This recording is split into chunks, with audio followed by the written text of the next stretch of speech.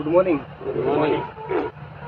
तो जैसा कि अभी दौर ठंडी का भी शुरू हो गया है ना, तो ठंडी के बचाव के साथ में हमें काम करना है और रोज़ हम काम करने जाते हैं, नया टॉपिक हमारा रहता है।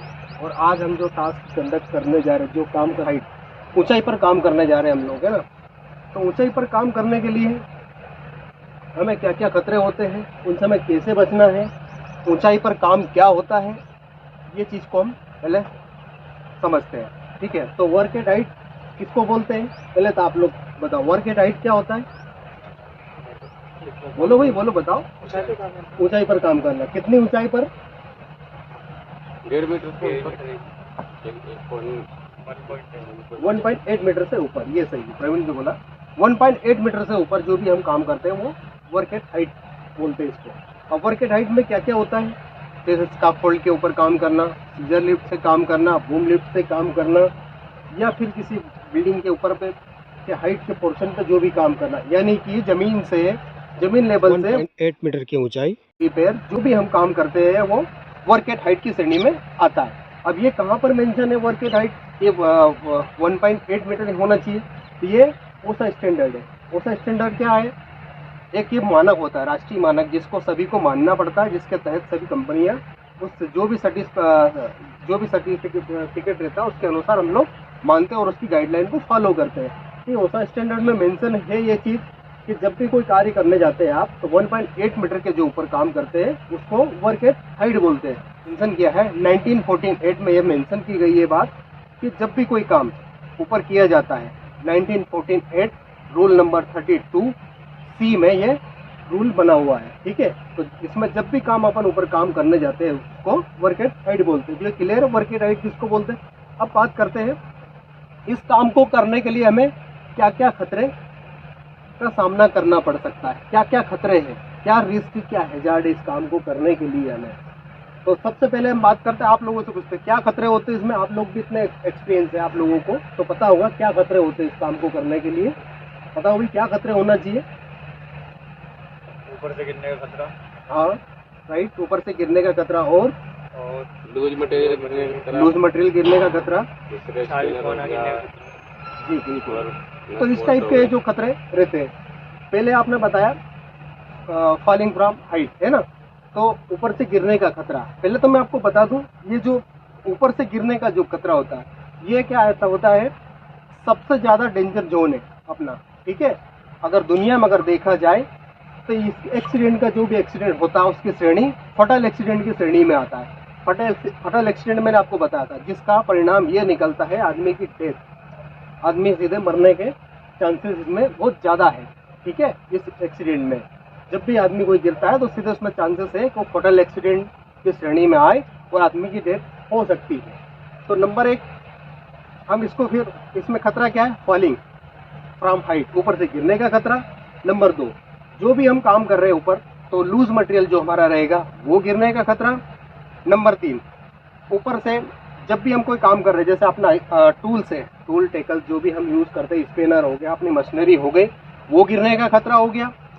और क्या खतरा इसमें भाई, हम और अगर फुल बॉडी सेफ्टी हार्नेस का यूज नहीं करते हैं तो वो तो भी एक वो खतरा बनता है। और क्या खतरा, चढ़ने उतरने का रास्ता वो सही नहीं यूज करना अपने को, इन प्रॉपर एक्सेस, मतलब जो भी अपन रास्ते से ऊपर नीचे जाते हैं उसका सही तरीका यूज नहीं करना, वो एक खतरा बन जाता है। और कंडीशन बनती है मौसम की भी, मौसम कंडीशन का सही नहीं होना वो भी खतरा बनता है। अब मौसम कंडीशन सही के नहीं मतलब क्या, मान लीजिए अभी ठंडी बहुत ज़्यादा चल रही है, ठीक है, ऊपर में काम करने में तो टेम्परेचर और ज़्यादा डिस्टर्ब होएगा, या गर्मी बहुत ज़्यादा है तो भी तकलीफ आएगी गर्मी में काम करने में, बरसात है तो बरसात में, तो ये उसके ऊपर में जो अपन काम करते हैं उसके अनुसार मौसम भी होना चाहिए। ठीक है, नेक्स्ट है अपन जो भी लेडर यूज करते हैं, लेडर से भी गिरने का खतरा है ना, लेडर यूज करते हैं ना अपन, तो उसको क्या करना चाहिए, फिर उसको एक होल्ड करके रखना चाहिए, व्यक्ति को पकड़ पकड़ के रखना चाहिए। और खतरा इसमें आता है स्काफ फोल्ड। स्काफ फोल्ड जब हम यूज करते हैं तो प्रॉपर तरीके से ओके है, ये इसको इसमें टैग लगा हुआ होता है वो ओके होना चाहिए, है ना। तो उसको, या उसका प्लेटफॉर्म है, उसमें गार्ड रेल मिड रेल जो बोलते हैं, ऊपर का जो एरिया उसका प्लेटफॉर्म ये सब ओके होना चाहिए, तो वो भी एक खतरा बन जाता है। अब इसको हम प्रिकॉशन की बात करें, इसमें क्या प्रिकॉशन लेना चाहिए हमें। नंबर 1 है हमारा, सबसे पहले तो जो ऊपर हम काम करते हैं उसका हमारे पास में परमिट होना चाहिए, वर्क परमिट जिसको बोलते हैं कि हम ऊंचाई पर आज हम ये काम करेंगे और इसका परमिट हमारे पास में होना चाहिए। और इसका प्रिकॉशन सेकंड लेंगे तो हम जब भी ऊपर काम करने जाएंगे फुल बॉडी सेफ्टी हार्नेस हमें यूज करना है, सेफ्टी बेल्ट हमारी यूज करना है। साथ में उस सेफ्टी बेल्ट का हर एक पार्ट हमें इंस्पेक्शन करना है, चेक करना है। जैसे क्या हो गया, लैंड यार्ड क्या, जो जो 2 पार्ट में जो रस्ते दिए हुए रहते हैं, लगे रहते हैं, उसमें वो हमें चेक करना है, वो कहीं से कटा फटा ना हो, वो प्रॉपर तरीके से होना चाहिए। साथ में उसके जो भी हुक है वो प्रॉपर वर्किंग करना चाहिए, ठीक है। शॉक ऑब्जर्व पीछे जो लगा रहता है सेफ्टी बेल्ट के पीछे, वो प्रॉपर ओके कंडीशन में पैकेट के अंदर ही होना चाहिए, ताकि वो जरूरत पड़ने पर अपना काम ठीक से करे। तो ये इस तरह से सेफ्टी बेल्ट को हमें यूज करना है। साथ में हम उसको यूज करने के बाद उसको प्रॉपर तरीके से 100% टाइप भी करके रखना। टाइप का मतलब ये है कि उसको जहाँ भी यूज कर रहे हैं अपन, जो भी जहाँ भी पहन रहे हैं उसको, तो उसको होल्ड करके भी रखना है साथ में, ठीक है। लाइफलाइन के साथ में, लाइफलाइन कितने लोगों को मालूम है? लाइफलाइन क्या? लाइफलाइन जैसे आप अपनी लाइफलाइन बांध रखेंगे ट्रक में।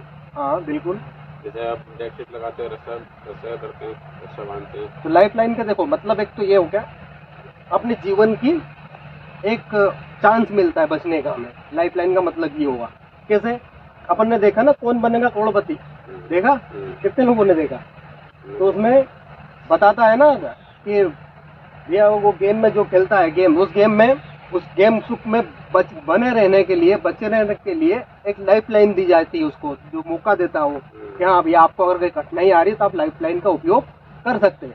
अगर वो फाउल हो गया तो गेम से बाहर हो जाता है। और यहाँ अपने साथ में क्या है, अगर अपन उस लाइफलाइन का उपयोग नहीं करें तो या गेम से या अपन भी यहाँ पे लाइफ से बाहर हो जाते हैं। तो लाइफलाइन का ये तरीका हो गया, तो उसको लाइफलाइन को हमें यूज करना है।